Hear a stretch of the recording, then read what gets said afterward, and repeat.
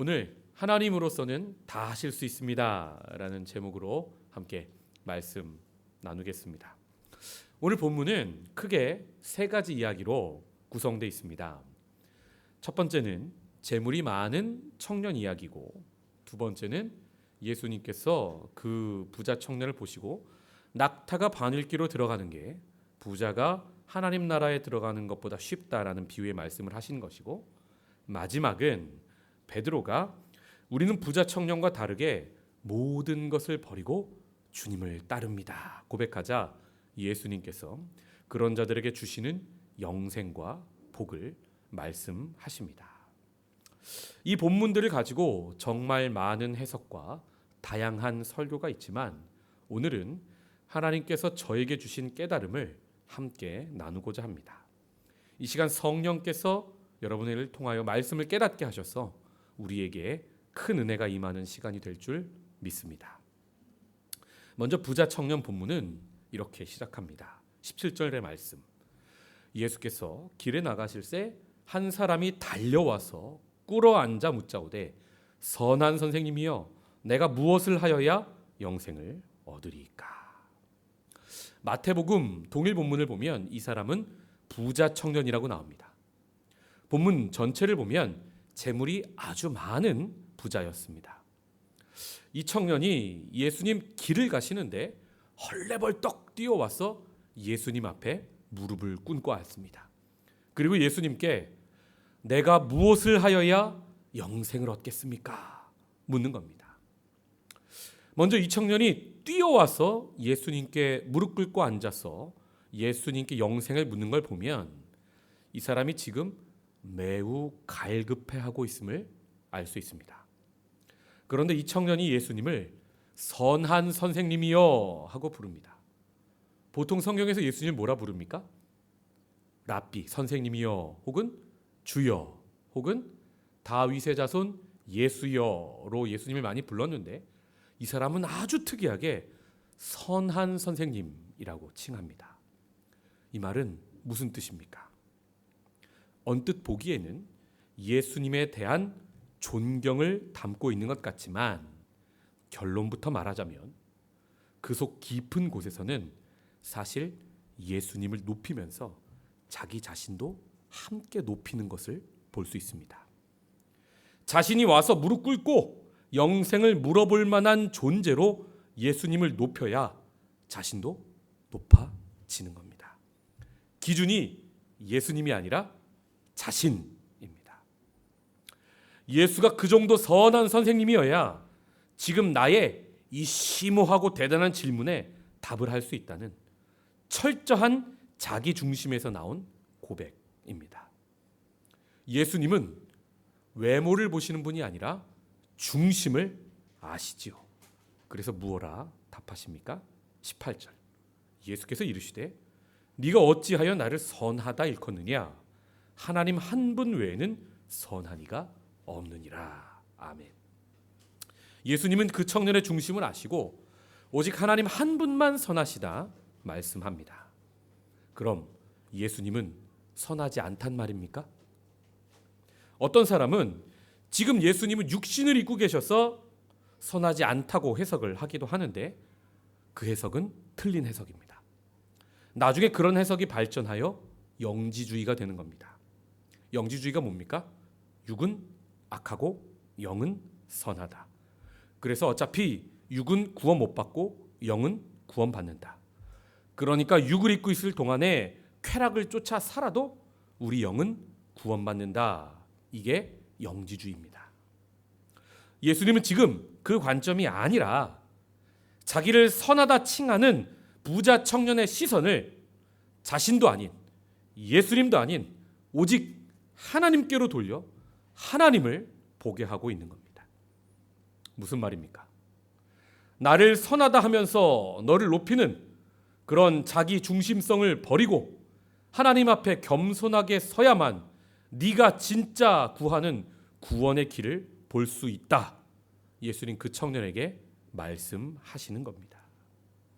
그리고 부자 청년이 보기에는 자기가 완벽한 것 같았지만 하나님 보시기에 참 부족했던 것, 꽁꽁 숨겨서 사람에게는 안 보이지만 오직 하나님 눈에만 보이는 그 청년의 중심을 드러내어 알려주시기 위해 계명을 말씀하십니다.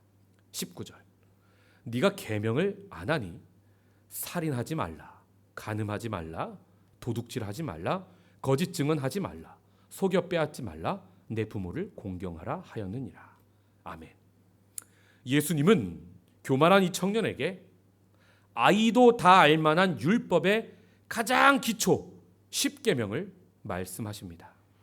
청년은 무언가 대단한 철학적인 심오한 것을 구했는데 예수님은 베이직을 말씀하십니다. 그런데 이 본문을 잘 보면요, 살인하지 말지니라 몇 계명입니까? 6계명. 간음하지 말지니라 7계명. 도둑질하지 말지니라 8계명. 거짓 증언하지 말지니라 9계명. 이웃의 것을 탐내고 속여 빼앗지 말지니라 10계명. 그리고 내 부모를 공경하라 5계명. 여러분, 10계명은 총 10개로 이루어져 있는데 그중에 1계명부터 4계명이 하나님 사랑, 그리고 지금 나온 5계명부터 10번째 계명까지가 이웃 사랑의 계명입니다. 즉 하나님 사랑, 이웃 사랑의 말씀이죠. 예수님은 지금 이 청년의 가장 부족한 것이 이웃 사랑이었음을 잘 아시고 그에게 5계명부터 10계명들을 말씀하시는 겁니다. 특별히 5계명 부모 공경의 말씀을 가장 나중으로 빼서 강조하시며 말씀하신 이유는 뭡니까? 출애굽기 20장 12절의 말씀을 같이 읽겠습니다. 시작. 내 부모를 공경하라. 그리하면 내 하나님 여호와가 내게 준 땅에서 내 생명이 길리라. 아멘. 부모 공경은 장수, 즉 생명의 복을 받는다는 것을 예수님은 강조하시는 겁니다. 2000년 전 예수님이 사역하시던 그 유대 땅에는 하나님께 드린다 하고 고르반이라고 외치면 부모에게 드릴 것도 안 드려도 되는 전통, 이상한 전통이 있었습니다. 예수님은 이웃사랑이 무너지고 부모 공경이 무너지고 있는 그 시대를 사는 청년에게 영생의 가장 기본부터 가르치고 계신 겁니다. 여러분, 그런데 저는 상담할 때 절대 이렇게 돌직구로 상담하지 않습니다. 성도가 혹시 상처받을까 봐요. 이렇게 계명, 말씀을 들이대는데 떳떳한 사람이 어디 있겠습니까? 그런데 이게 웬일입니까? 이 청년이 이렇게 대답하는 겁니다. 20절. 그가 여짜오되 선생님이요, 이것은 내가 어려서부터 다 지켰습니다. 저도 이런 고백 하나님 앞에서 못할 것 같습니다. 여러분은 지금 본문을 보면 대화의 주도권이 누구에게 있는 것 같습니까? 예수님입니까? 아니면 청년입니까? 대화의 주도권이 예수님이 아니라 마치 부자 청년이 대화를 이끌고 있는 것 같습니다. 마치 예수님께서 그런 대답을 할 줄 알았다는 듯 이 청년이 기세당당하게도 자기가 그런 기본적인 계명은 태어나서 지금까지 다 지켰다고 주님 앞에서, 사람들 앞에서 자랑합니다. 이제 대화의 긴장감이 절정에 이르고 있습니다. 둘 중에 하나는 양보를 해야 할 것 같습니다. 그런데 누가 봐도 이 정도면 예수님께서 이 청년에게 잘했다 칭찬하시며 네가 영생을 얻었다, 이 청년의 손을 들어줄 것만 같습니다. 그런데 바로 그때 이 사람에게 예수님의 날벼락 같은 말씀이 떨어집니다. 21절의 말씀. 예수께서 그를 보시고 사랑하사 이르시되 너에게 아직도 부족한 것이 있으니 가서 너에게 있는 것을 다 팔아 가난한 자들에게 주라. 그리하면 하늘에서 보화가 너에게 있으리라. 그리고 와서 나를 따르라 하시니. 본문은요, 예수님이 그를 사랑하셨다고 나옵니다. 이 문장은요, 혹시 오해의 소지가 있을 수도 있어서 다른 복음서에서는요, 이 사랑하셨다라는 본문이 빠집니다. 결론부터 말씀드리면 이 청년이 지금 교만할지라도, 자기 생각에 빠져 있을지라도 예수님은 말씀을 지킨 사람을 사랑하십니다. 그 가능성을 봐주시는 겁니다. 이 청년도 나쁜 마음이 아니라 좋은 마음으로 계명을 지켰단 말입니다. 그래서 그 청년의 가능성을 보시고 와서 나를 따르라 말씀하십니다. 제자로 영광의 자리로 초청하시는 겁니다. 그런데 그 전에 이 청년에게 한 가지 명령하십니다. 너에게 아직도 한 가지 부족한 것이 있다. 가서 너에게 있는 것을 다 팔아 가난한 자에게 주어라. 그러면 하늘에서 보화가 너에게 있을 것이다. 여러분, 예수님은 왜 이 사람에게 재물을 가난한 자에게 다 나눠주라 말씀하십니까? 이것이 구원의 조건입니까? 우리도 예수 믿고 구원받으려면 우리 재산을 먼저 다 나눠줘야 하는 겁니까? 예수님이 말씀하시고자 하는 건 그게 아닙니다. 20절을 다시 보시면 그가 여짜오되 선생님이여 이것은 내가 어려서부터 다 지켰나이다. 여기서 그 청년이 계명을 다 지켰다고 하는데 원어로 보면 내가 다 피했습니다 라는 고백입니다. 즉 계명들이 금하는 행위를 피했다는 말입니다. 이 말을 보면 이 청년의 신앙을 우리가 알 수 있습니다. 살인도 안 했습니다. 간음도 안 했습니다. 도둑질도 나는 안 했습니다. 남의 것도 탐하지 않았고 나는 하나님 앞에 떳떳하게 살았습니다라는 그의 고백은 무엇입니까? 이 청년은 계명의 문자적 의미에만 매달려서 자기 중심, 자신의 경건을 완성하려던 사람이었습니다. 이 사람은 매우 부유하게 금수저로 태어나서 한 번도 살인할 필요도 도둑질할 필요도 이웃의 것을 탐낼 필요도 없던 사람이었습니다. 온실 속에 태어나 그곳에서만 자라서 바깥 야생에서 실제 삶에서는 무슨 일이 벌어지고 있는지는 관심도 없고 오로지 자기 영생에만 관심이 있었단 말입니다. 청년은 온실 같은 자신의 세상에서 주로 1부터 4계명까지 하나님 사랑에만 관심이 많았습니다. 그래야 자신이 영생도 얻는다 생각했거든요. 마치 복음주의다 라고 얘기하며 이 시대를 살아가는 우리 대한민국 성도들의 모습을 보는 것 같지 않습니까? 교회 안에선 그 경건이 완전합니다. 그러나 교회 밖 사회 문제에 대해서는요. 이 청년은 물론 5계명부터 10계명까지도 지키긴 했지만 문자 그대로 금한 것만 하지 않던 수준이었단 말입니다. 5부터 10계명까지 이웃사랑 계명에 담긴 하나님의 진짜 마음은 하지 말라는 것만 하지 않는 게 아니라 그 안에 진짜 의미는 하라는 것, 즉 너의 이웃을 너의 몸처럼 적극적으로 아끼고 사랑하라는 것이었습니다. 그리고 더 나아가 이웃사랑이 곧 하나님 사랑이고 그 이웃사랑이 영생과 직결되는 문제임을 예수님은 그 청년에게 선포하고 계신 겁니다. 여러분, 당시에 가난한 사람이 정말 많았습니다. 부자 청년 주변에 배가 고파 굶어 죽거나 죽기 전에 도둑질해야만 살 수 있는 그런 사람들 정말 많았다는 말입니다. 그런데 이 청년은 오직 자신이 사는 문제, 자신이 영생하는 문제에만 온 시선이 다 가 있었단 말입니다. 예수님은 지금 이 청년에게 너의 온실에서 나와라. 진짜 세상을 한번 봐라. 너만을 생각하지 말고 내 주변에 주신 이웃을 한번 돌아보아라. 너에게 주신 재물은 너만을 위해 주신 것이 아니라 주변 이웃을 살리라고 주신 하나님의 선물임을 깨달아라. 그리고 와서 나를 따라라 말씀하셨던 겁니다. 후에 사도 요한은 이런 예수님의 말씀을 깊이 깨닫고 하나님 사랑과 이웃 사랑을 이렇게 한마디로 정리합니다. 요한 1서 4장 20절의 말씀을 제가 읽겠습니다.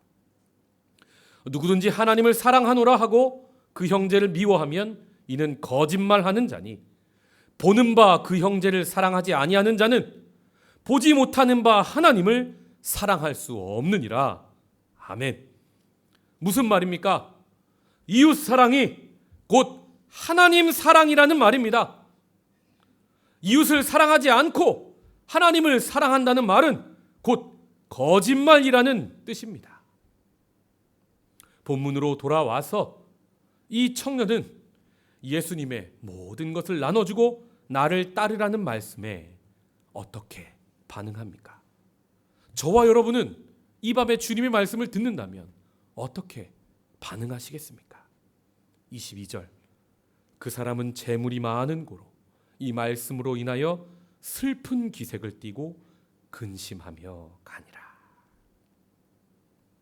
이 청년은 예수님을 떠났습니다. 이 청년은 지금까지 자신이 진짜로 하나님을 사랑한다고 생각했습니다. 그래서 자신이 모든 계명을 다 지켰다고 생각했습니다. 율법으로는 하나도 흠이 없습니다. 금한 것은 하나도 하지 않았거든요. 그런데 율법의 참 정신, 즉 복음의 말씀 그 자체, 이웃을 사랑하라는 그 말씀 앞에 서니까, 진짜 빛이 임하니까 진짜 자신의 모습이 드러나는 겁니다. 자신도 알지 못했던 자신의 진짜 모습은 무엇이었습니까?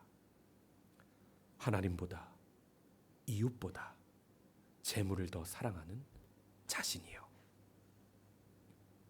자신의 생명 연장에는 관심이 지대하지만 지금 눈앞에서 누가 얼마나 아프던 말던, 이웃이 얼마나 죽어가건 말건, 이웃의 생명에는 관심이 1도 없던 이기적인 자신이 복음의 거울 앞에서, 복음의 빛 앞에서 모두 민낯이 드러나 버린 겁니다. 여러분, 복음을 제대로 만나면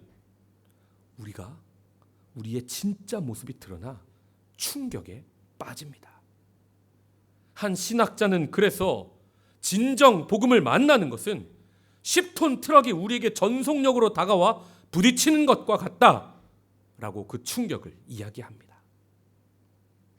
우리는 매일 그 복음 앞에, 그 충격 앞에 서고 있습니까? 이 부자 청년처럼 슬퍼하며 근심하며 혹은 아예 복음을 모르는 것처럼 자신을 속이며 신앙생활하고 있지는 않습니까? 근심하며 돌아가는 이 청년을 뒤로하고 예수님은 제자들을 향하여 이렇게 말씀하십니다.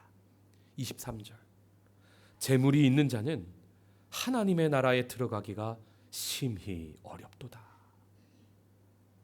여기서 재물은 단순한 돈이 아니라 우리가 하나님보다 사랑하고 의지하는 모든 것을 이야기하는 겁니다. 우리가 하나님보다 더 사랑하는 것이 있으면 좁은 길을, 복음의 길을 걷지 못하게 된다, 이 말입니다. 이 말씀에 제자들이 놀라고 충격을 받습니다. 24절, 제자들이 그 말씀에 놀라는지라 예수께서 다시 대답하여 이르시되, 얘들아, 하나님의 나라에 들어가기가 얼마나 어려운지 낙타가 바늘 끼로 나가는 것이 부자가 하나님 나라에 들어가는 것보다 쉬우니라 하시니. 아멘. 여기서요, 낙타가 뭘 의미하는지, 바늘기가 뭘 의미하는지 정말 많은 해석과 많은 설명이 있더라고요. 낙타가 아니라 밧줄이라는 설, 바늘기는 진짜 바늘기가 아니라 그때 예루살렘 성문 중 밤에 살짝 여는 문을 가리킨다는 설 등 많은 해석이 있는데요, 모두 그럴싸한 썰일 뿐입니다. 진짜 의미는 본문에서 찾아야 하는 겁니다. 26절, 제자들이 매우 놀라 서로 말하되, 그런즉 누가 구원을 얻을 수 있는가 하니 예수께서 그들을 보시며 이르시되, 사람으로서는 할 수 없으되 하나님으로서는 그렇지 아니하니 하나님으로서는 다 하실 수 있느니라. 아멘. 예수님은 이렇게 비유만 말씀하신 게 아니라 그 해석도 다 해주셨습니다. 얘들아, 낙타가 바늘로 들어가는 게 불가능하지? 이것처럼 사람의 노력으로 구원을 받는 것은 불가능한 거야. 그런데 얘들아, 그 불가능한 것을 하나님은 하실 수 있단다. 3년 동안 나와 함께하며 너희가 본 것을 떠올려 보아라. 안진뱅이가 일어나 걷고 뛰게 된 것, 눈먼 자가 눈을 뜬 것, 벙어리가 말을 한 것, 물고기 2마리와 보리떡 5개로 5,000명이 먹고 남은 것, 사람이 무리를 걸은 것, 죽은 나사로가 살아난 것, 이 모든 불가능을 하나님께서 가능케 하신 것처럼 하나님은 죄인을 하나님의 자녀로 만드실 수 있고 하나님의 나라로 들어가게 하시는 분이란다 말씀하시는 겁니다. 여러분, 예수님의 3년 공생애가 우리에게 보여주는 것이 무엇입니까? 마가복음이 우리에게 보여주는 것이 무엇입니까? 구원이라는 문제를 사람은 절대 해결할 수 없지만 오직 하나님께서 하신다는 겁니다. 예수님은 이 모든 문제를 해결하기 위해 지금 십자가 지러 예루살렘으로 걷고 있다 말씀하시는 겁니다. 그러니까 자신의 연약함을 묵상하지 말고 하나님을 바라보라, 하나님을 신뢰하라는 말씀입니다. 이 말씀을 듣고 나서기 좋아하는 베드로가 나섭니다. 28절, 베드로가 여짜와 이르되 보소서, 우리가 모든 것을 버리고 주를 따랐나이다. 부자 청년은 재물을 택했지만 우리는 그 모든 것을 버리고 주님을 따릅니다. 칭찬해 주십시오 하는 겁니다. 이에 대해 예수님 말씀하십니다. 29절, 예수께서 이르시되 내가 진실로 너희에게 이르노니 나와 복음을 위하여 집이나 형제나 자매나 어머니나 아버지나 자식이나 전토를 벌인 자는 현세에 있어 집과 형제와 자매와 어머니와 자식과 전토를 100배나 받되 박해를 겸하여 받고 내세에 영생을 받지 못할 자가 없느니라. 아멘. 예수님은 예수님과 복음을 위해 이 땅에서 그 모든 것, 가족과 전토를 벌이면 박해도 받지만 그의 100배를 이 땅에서도 받고 내세에 영생도 얻는다 말씀하십니다. 이 말씀을 해석할 때요, 주의하셔야 합니다. 신천지 같은 이단이 이 말씀을 왜곡해서 부모도 자식도 다 등지고 가정도 뒤로 하고 오직 교주만 섬기게 하거든요. 이 말씀은 그런 말씀이 아닙니다. 이제 예수님 잠시 후면 십자가 지시죠. 그리고 부활하시고 승천하시고 성령을 내려주시고 교회가 이루어집니다. 그런데요, 예수 믿고 교회 나오면요, 유대교에서 출교를 당했습니다. 비유를 하자면 마치 요즘 저 인도네시아에서 우리가 선교 가잖아요. 그곳에서 동네에서 이슬람에서 예수를 믿으면 그 동네에서 쫓겨나요. 생활이 불가능하다 이 말입니다. 그것을 말씀하시는 겁니다. 그런 상황에서, 그런 핍박 속에서 가족에게서도 쫓겨나고 모든 마을에서도 쫓겨나 복음을 따르는 사람에게는 박해도 있지만 100배의 가족, 무슨 말입니까? 영적인 가족인 교회 공동체를 너희에게 주시겠다는 말씀입니다. 한편 여기서 우리가 버린 목록에 아버지가 있는데요, 주님께서 주신다는 보상 목록에는 아버지가 없어요. 그래서 본문을 잘 봐야 돼요. 이게 무슨 뜻입니까? 교회 공동체는 하늘 아버지, 하나님을 아버지로 모시고 사는 가족임을 말씀하는 겁니다. 이단 교주가 자신이 아버지라고, 자신이 하나님이라고 낄 자리가 말씀 본문엔 없는 겁니다. 또 그 어느 목회자도 본인이 영의 아버지라고 감히 말해서는 안 되는 겁니다. 목회자는 오직 심부름꾼입니다. 목회자는 오직 중매장입니다. 여러분의 참 신랑은 누구십니까? 예수 그리스도 한 분이십니다. 여러분의 아버지는 누굽니까? 목회자가 아닙니다. 오직 하늘 아버지 한 분뿐이십니다. 그리고 예수님은 오늘 본문의 마지막 말씀을 이렇게 하십니다. 31절을 함께 읽겠습니다. 시작. 그러나 먼저 된 자로서 나중되고 나중된 자로서 먼저 될 자가 많으니라. 아멘. 이 말씀은 또 뭡니까? 쉽습니다.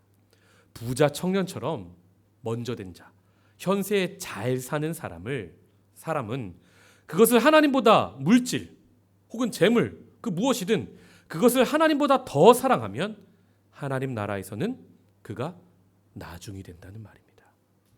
그러나 반대로 복음을 위해서 주님을 위해서 현세에서 맨 나중이 된 사람은 하나님의 나라가 임할 때 가장 먼저 된 자가 된다는 말씀입니다. 이 말씀을 믿으시길 축복합니다. 말씀을 맺겠습니다.